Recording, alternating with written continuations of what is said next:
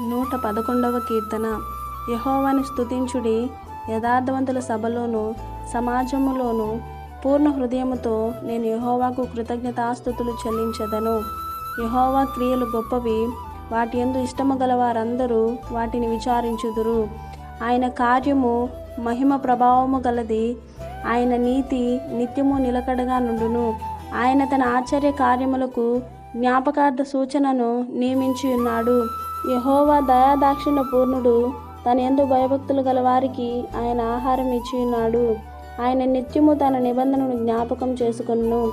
ఆయన తన ప్రజలకు అన్యజనుల స్వాస్థ్యము అప్పగించి ఉన్నాడు.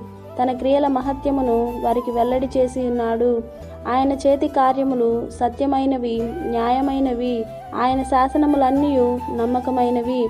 అవి శాశ్వతముగా స్థాపింపబడి ఉన్నవి. సత్యముతోనూ యథార్థతతోనూ అవి చేయబడి ఉన్నవి. ఆయన తన ప్రజలకు విమోచనము కలుగుచేయువాడు. తన నిబంధనను ఆయన నిత్యము ఉండ నిర్ణయించువాడు. ఆయన నామం పరిశుద్ధమైనది, పూజింపదగినది. యెహోవా యందలి భయము జ్ఞానమునకు మూలము. ఆయన శాసనములను అనుసరించు వారందరూ మంచి వివేకము గలవారు. ఆయనకు నిత్యము స్తోత్రము కలుగుచున్నది. ఆమేన్.